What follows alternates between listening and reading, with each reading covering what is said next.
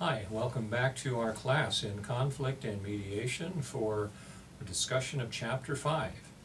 Again, watching these videos are no substitute for reading the textbook yourself.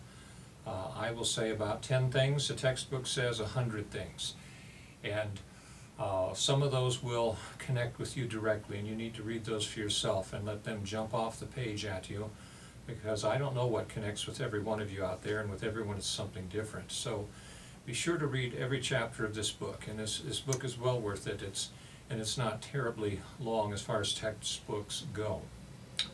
Okay, let's start off just kind of reflecting back a little bit on our lecture from Chapter 4 about power currencies. And I kind of like this picture here of the yellow truck running over the red truck. In our family, we call it getting yellow trucked. And my 10-year-old daughter even told me to stop yellow trucking her one day. And it's just an excellent metaphor for what can happen in conflict. This kind of activity happens in organizational settings, implied by the mining trucks, or in interpersonal settings. And these conflict styles we're going to be talking about also, we use the same style in organizational settings or interpersonal settings. Very rare will you find somebody who doesn't like to engage in conflict with people in family, but will go to work and engage in conflict with people there. Typically, we develop a style, and that's what this chapter is about. A default style, our favored style of addressing conflict in our life. You know, conflict comes, whether you want it to or not. Things just go wrong. People do things that upset you and do not line up with your goals, and people interfere with your goals. There's always scarce resources. We know that. But how do you deal with it? And that's what we're starting to get at here in this chapter. All right, we'll start with a graph here. And in this graph, we have an X and a Y axis. And on the X axis is your level of concern for other people. On the Y, that's the X axis goes up and down, right? I always forget, I'm not a mathematician. The other axis, the sideways axis, is concern for self. How concerned are you about yourself in conflict? And we come up with this nice little system that really maps out the 5 conflict styles very well. And you'll notice avoiding, we'll start with that in the lower left-hand corner of the graph. Avoiding shows a low concern for other people and a low concern for yourself. You're not interested in solving this conflict if you're avoiding people, and that hurts you and it hurts the other person. Now, if you are concerned about other people but you don't care about yourself so much, you might tend to be more obliging in conflict. Our textbook, or the older editions of the textbook, call this accommodating, accommodation, sometimes placating, I think in early editions of this book. To placate, to just give in, to roll over, if you will, to oblige people and give them what they want and don't worry about my needs and my goals. At the other end of the lower axis, down where a high concern for self, yet a very low concern for other people, we have dominating. In the older books, it's called competing or competition. And this is where you engage, it's on, baby. We're going to have a conflict and I am going to destroy you. Somebody who's dominating or competitive takes that mentality towards it. Well, you can see how that works out between two people, somebody who avoids and somebody who tends to dominate. We know where that's going to end. Compromise, of course, is kind of right in the middle. You're showing moderate levels of concern for everybody, yourself and for others. And you're not going to neglect your own needs, but you're not going to totally give in to other people at the same time. And we're usually taught to compromise with all of our conflicts as small children. Here, you play with the toy for 10 minutes and I'll set the timer. Now you can have the toy for 10 minutes. We will compromise. And you negotiate a deal, you reach an agreement, and we'll get into this a little bit more. But the point is, you are taking care of yourself in compromise, and you're also taking care of the other person to a degree. Integrating, and I drew a little gold circle around there, you'll notice. Integrating is working together, collaborating in the older text. And integrating shows a high concern for yourself and a high concern for the other person. And you want solutions to the conflict that everybody's happy with. So, this is really how, and you know, if you could map out somehow with some fancy quantitative test exactly how you respond in every conflict, we could graph you right on this chart. We could probably graph you in different situations, but you'd probably tend to cluster around one of those 5 areas in how you handle each individual conflict. Okay. I want you to assess your style, and this is, I'm about the second page of this chapter. There's an assessment test. You can write your answers down on a sheet of paper next to the test and score everything. If you want, I put a link on our page, and you can click on that and go and take somebody else's test, a little bit different questions, but I think it'll get you to the same ballpark, and find out what style that probably right here and now, before you get too deep into this class, it would be what we call your default style. And learn something about yourself here. Take the test quickly. Don't think about these too much, just that first initial gut reaction, because when a conflict arises, you're probably giving us a gut reaction to it. And let's try to nail down your style, and then think about it. Read this chapter. We'll be writing an essay about these styles. And you know, if the test is a little bit off, explain to yourself why it is, how it works that way. No, I don't accommodate that much. I just took the test about 30 minutes ago, and I still tend to be quite the obliger, actually. And I've been working hard all my life to get to be more of the integrator. And so take this test, figure out who you are, and let's get a read on that to get started. Now, the first question that comes to you when you think about conflict is really whether you avoid or engage in conflict.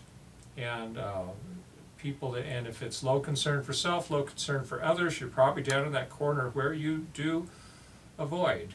People who oblige are engaging in conflict, actually. They just give in very quickly and have still a very low concern for themselves.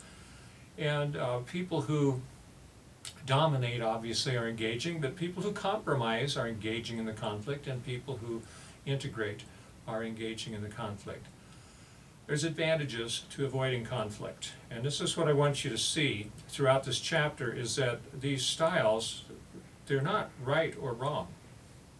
They're neutral. They are what they are.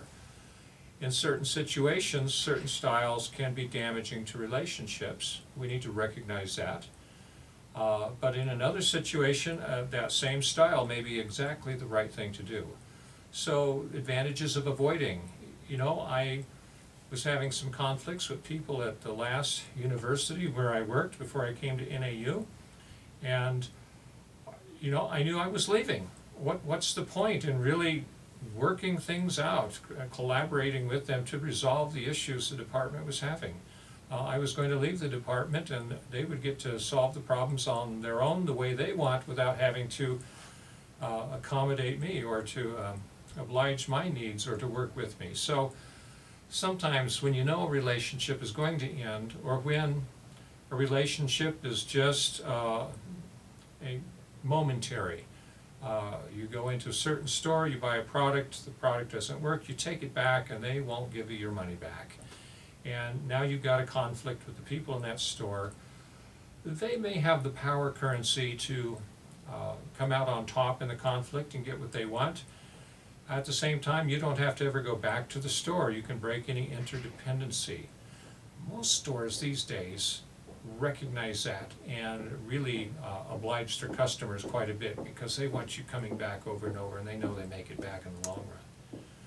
So sometimes it is best to avoid. Sometimes a person just isn't mature enough, or is unable to engage in conflict without getting very destructive. I can understand why you'd want to avoid that. If this is in your family where the interdependence levels are high, mediation may be needed. If it's with another employee at work who's down the hall or somewhere else, you know, you don't have to be on committees with them. It just depends on your work situation, or maybe you can talk to the boss as a mediator to see about, you know, I really just prefer not to be on the same shift as that person. What can we do here? So sometimes avoiding is what you want to do. Other times you do want to engage. engaging, especially if the interdependence level is high and you see it's going to stay high, you really do need to engage in conflict.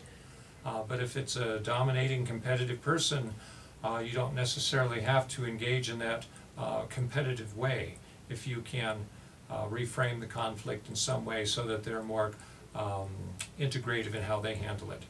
I tend to think the advantages of engaging outweigh or happen more often than the advantages of avoiding. I can't say it's not right to avoid in many situations, but I think there are just fewer situations where that's the right thing to do. There are entire cultures that tend to be a culture of avoidance in conflict. And in these cultures, perhaps it's best to reframe the conflict altogether. And I'm thinking of a story a friend of mine told. He was a construction manager in China back in the 1970s. And they had a problem on the job site. Something went terribly wrong, and much money was wasted with something that was constructed improperly. And he understood that the Chinese were a culture of avoidance, and it's important to save face and not directly challenge somebody or make them look bad in the eyes of the group. And so he called in the foreman who had been responsible for the mistake, and he came into his office, and he offered him a cup of tea, and they sat down and drank a cup of tea together, and they talked about his family. And after about 10 or 15 minutes, he finally just says to the foreman, "So what do you think we ought to do to solve this problem?" And hey, the guy had some productive ideas about it. Typically, in an American company, when you get called into the boss's office in a situation like that, you're about to get chewed out. You're lucky to walk out of the office with your job. And we just tend to be more competitive and dominant there. And it might not even happen in the office. You may be dressed down in front of an entire workforce of people. So a culture of avoidance is something you need to be aware of. That you may have friends or people you work with that just, it's not that they can't be integrative or compromising. They just tend to not want to shake things up. And you need to recognize that and reframe the conflict in another way, that they see it more as problem solving than conflict. It's interesting, avoidance and criticism loop. You can read about that in the chapter, but people tend to avoid conflicts. Somebody else will criticize them, and you avoid even more, and it can get really into a downward spiral. We'll get to that more in a little bit also. Okay, so I see these 5 styles of conflict, and the research has been pretty consistent that those are the styles that everybody's really most comfortable in talking about. I'm not sure if there's other styles or not, and I think that little graph shows that you'd be hard-pressed to put one in a real distinct location and give it a new name. So until the researchers find out something new that isn't intuitive, that we all immediately say, "You're right, why didn't we think of that?" we'll go with these 5 styles. I like to think of them as tools in your toolbox. And if you tend to always try to dominate, see that hammer hanging out there, and that's the first tool you grab, then that can be a problem in situations that really do call for something else to happen. It's not that it's bad that you are a competitive person, but let's learn to use that competition when it's needed most. And there are other times when you need a different tool. So think of these as tools. Sometimes it is best to avoid. We can do a kind of a quick definition of these just to really clarify, and I'll give you my take. You can read the chapter, which will provide you much more detail.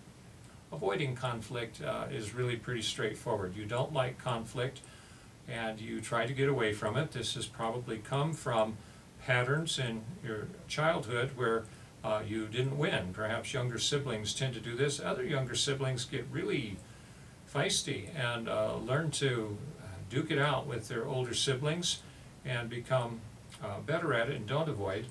A lot of factors go into the makeup of who you are, and nobody's that simple, but consider all these things. Avoiding can reward you much of the time. I would say, I don't know, if I was going to guess, 30 to 50% of your conflicts, if you avoid them long enough, will go away.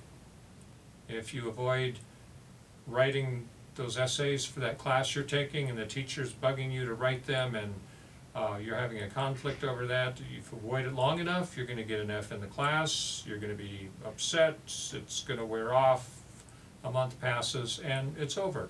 And in a sense, you've been rewarded for avoiding. And I think we get into a bad feedback loop of being rewarded for avoiding, because often it works. But it may not work the way you want, and short-term gain from avoiding may be outweighed by long-term loss in terms of relationships, or in the case of the class not graduating when you want it. So avoiding, be very choosy about when you use this tool. Dominating, often you run into other people who try to dominate you, and if you don't stand up for yourself in that sense, if you don't meet their arguments, they will continue to try to dominate you. And sometimes you need to learn to dominate just to protect yourself. Other times it shows that other person that you really care about the issue. You're willing to engage in conflict over it, and they back off and they quit being so dominating, and they're going to lean more towards being compromising. I can say this here, that most people who haven't taken a course like this go right back to being 3 years old and being taught to compromise and conflict once they decide to quit competing, or once they decide to not avoid. Compromise seems to be the place where you're supposed to go. You haven't taken this class. You're going to know that integrating is probably a better place to go. You compromise when integration is too much work. So keep that in mind. Compromising is a good place to go, but integrating is better. So dominating people will often move towards compromising once they see you're serious about it and you're not going to back down and give them what they want, and that they've got a fight on their hands. As long as you don't provoke that destructive pattern too much, and actually try to tone back on the conflict a little bit as you're engaging. Let them know you're serious, and then you can back off and give them a chance to engage with you in a more productive way. Compromising, I think we're familiar with that. We're looking for solutions that work, but you're probably going to not meet your goals. They're not going to meet all of their goals. You may have to share resources. We're not interfering with one another at this point. That's probably what we're solving by compromising. Obliging is, we mentioned that, it's rolling over, it's just giving in. Oh, conflict, sure, we'll do it your way.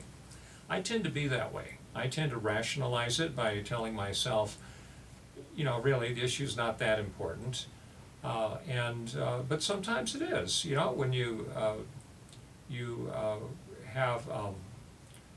negotiating to purchase a car, and the car dealer just gets a little tough with you in the negotiation, you're dealing with an expert negotiator sitting on the other side of the desk, who then runs the offers back and forth to some boss that you never even get to see, who can be cold and hard, and that's the bad guy, and this negotiator's on your side. Yeah, they play somebody like me like a fiddle, and if I don't really recognize what's going on. But if you're just obliging, you're going to pay more for things than you had to. You're going to give up more than you wanted, and you may begin to resent it at some point, that I always give in. We always go on vacation where you want to go. We always go to eat dinner where you want to eat. I'm always running the kids around to the things that they want to go do. And so we end up, resentment can slowly build up, and that can be a dangerous thing. Although if you want solid relationships with people, you think of yourself as doing a favor anytime you oblige. You're not avoiding conflict. It's maybe a somehow more sophisticated way to avoid. It settles the conflict. It doesn't put it off, and that's good. But if your needs aren't being met as well, you're going to begin to resent it. Integrating then is high concern for yourself, high concern for the other person. You are working together, looking for a solution that both of you feel good about. It's better than a compromise, and usually it's a creative solution. The difficult part of integrating or collaborating is that it takes time. It takes more talk, it takes more work. But if you're successful at this, you come up with a solution that everybody likes, and it strengthens the relationship between you. And that's always a good thing, whether it's happening at home or in the organizational world somewhere. Remember, these are tools. You want to learn to do each of these and be able to be competitive when you have to get somebody else to tone down, to move towards compromising, preferably drag them along towards integrating if they don't understand what that is, and just saying, well, instead of both of us giving up something, let's look around for a third or a fourth or a fifth option that we haven't thought of yet. Let's work at it, let's approach it as solving a problem rather than just negotiating how much we give in. Okay, there are some harmful conflict styles the book talks about. I am convinced, and I like seeing this in this new edition of the textbook, section on verbal aggression and verbal abuse. This is kind of a gross, surreal picture we have here, but I think it captures what's really happening when somebody begins to raise their voice with you. I got into a problem just the other day. Went on a blog website where there's a discussion board and people are talking about something I'm interested in, and I posted some of my thoughts there and asked some questions, and the person that runs the blog got verbally abusive with me in a long post, and called me a charlatan and a bunch of other names, too many to mention. I responded back gently, yet I tried to stand my ground, and I pointed out that he was being abusive, and his response was even more abusive than that. And I recognized at that point I'm dealing with a guy who's trying to bully me off the website and didn't want me to come back. And it was an interesting experience. I don't think anybody's ever talked to me that way, yet though I've never met this person, he's never met me. We had this vigorous discussion, but it did turn abusive very quickly, and it's no fun to have that happen. It's not a conflict resolution tactic when somebody does that. When somebody does this, they've gone to the dominating mode of resolution, and they've gone well beyond it. They probably want the relationship to end in some way, or in the case of a family where somebody's abusive to somebody else, they've probably learned to be that way and are nearly out of control with it from being abused when they were a child and having some really deep issues that until they're dealt with through counseling, it's not going to change. Well, verbal aggression is people getting loud and trying to intimidate you with yelling. I consider this a form of violence. The verbal abuse goes a step further and really tries to diss you as a person and tear you down and tear down your self-esteem. Bullying is probably the next step, and bullying can be, I don't think we need to define what these are, can happen, not just with children at school, but it can happen at work. And I had a friend when I was young who worked at the Phoenix Sky Harbor Airport. He was African American, and his co-workers, somebody would take his lunch box and put it in the trash can every day. And they were doing all kinds of things like this. He used to be a boxer. They wouldn't confront him directly. Can't imagine why. And he was about 6'2". He was a heavyweight boxer. And he showed a lot of restraint with these people. But they bullied him like this consistently, continuously. And it happens with adults at work, it happens with kids at school. And then violence, outright violence, is when the bullying turns into violent actions by people trying to physically hurt one another. We tend to learn these patterns also as children, and we get violent as kids because we can't win the conflict, so we hit somebody. Well, when you're 6 years old, hitting on each other, you hurt each other. Feelings, though, a lot more than the physical body, and adults tend to downplay it. They certainly did when I was a kid. I think they're taking it more seriously now. But when adults take these same patterns into their lives, and I was in a conflict with a fellow a few years ago who got out of his car and rushed to me with his fists clenched. I was 50 years old. He was about 22. I could see how that would end if I clenched my fists and got in his face. He probably would have put me in the hospital. And so I put my hands behind my back to try to get him calm and to be quiet until the police got there to mediate our conflict we were having. And it worked. He did back off, but he was ready to, in his mind, we'll settle this the manly way. And no, I'm not going to do that. I'm not going to get my face broken. And had he struck me with my hands at my sides, I would have made sure he did some time in prison for that, to the best degree I could. You can go to prison for hitting people as an adult. It's called assault and battery. And if that's something, we've got 30 people in this class, it's likely that several of you have had to really deal with this in your life, either as a victim or as a perpetrator in conflict, and perhaps you're taking this class to try to help with that. And I encourage you to get help and seek out counseling for that and get to the root of it and do what's needed to resolve that. Okay, some interaction dynamics to think about. We get into patterns, especially we talked about the avoidance and criticism pattern that we get into. Read through these sections of the book. We can get into these downward spirals in these patterns. We talked a little bit about, I think, in chapters 1 and 2. And what's interesting here, and I coined a term here just about an hour ago called relational coordination.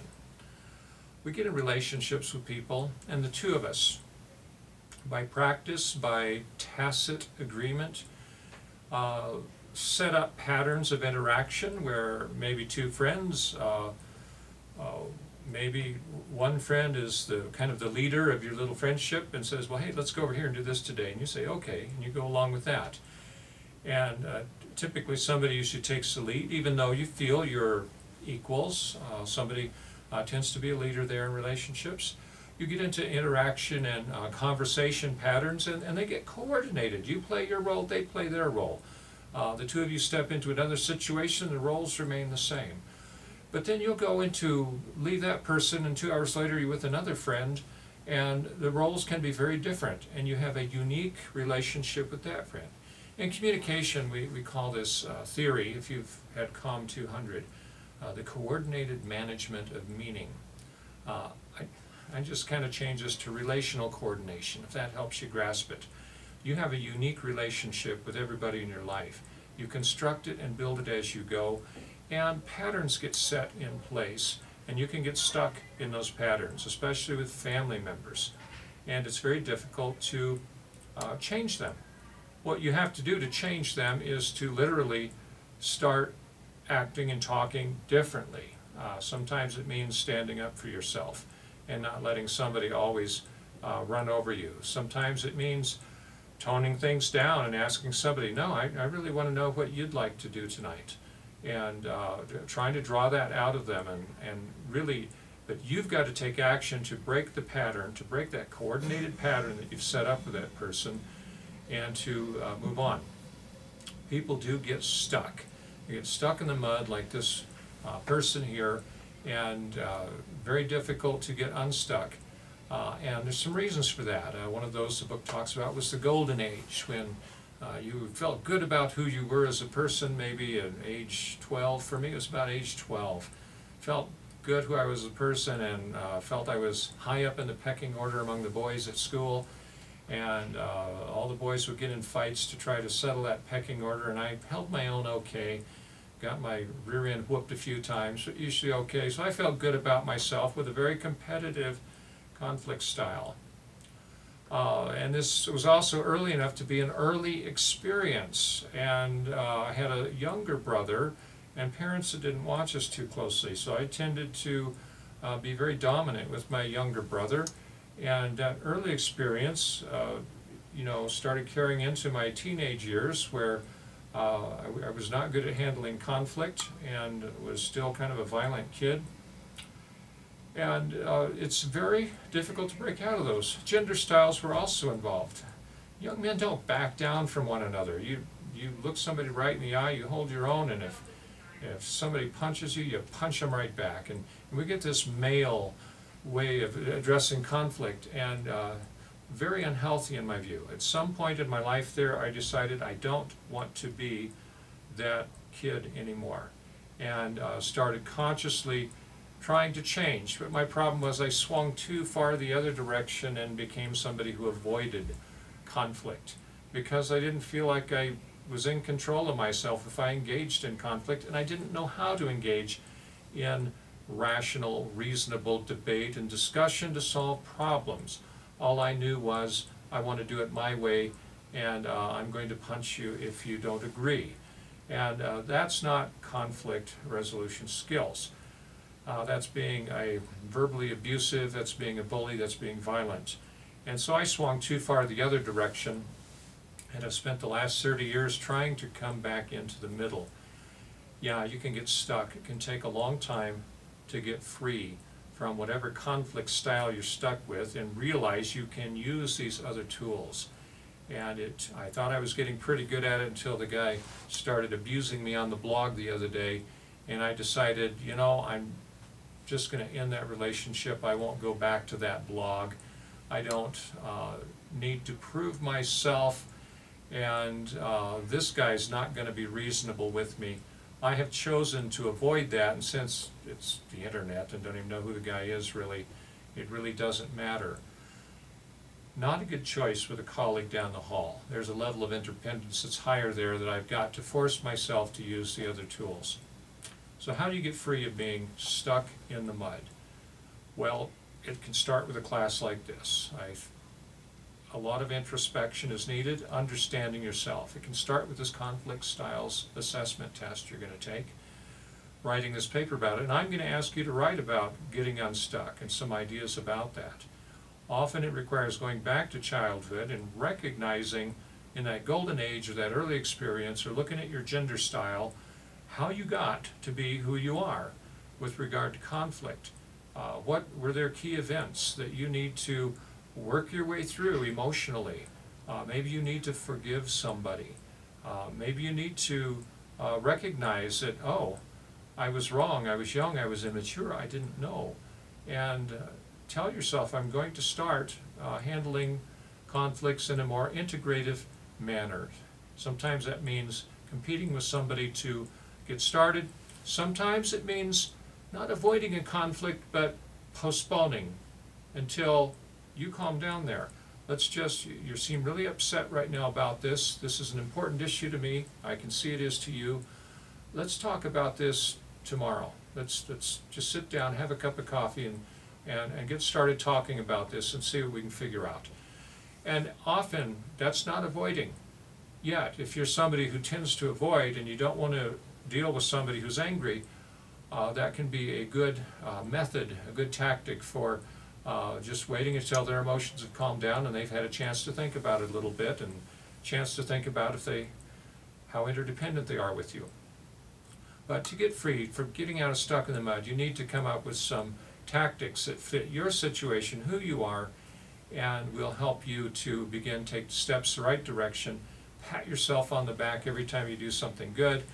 If you fall back into an old pattern, or things go wrong, or you run into a verbal bully, you back off, think your way through it.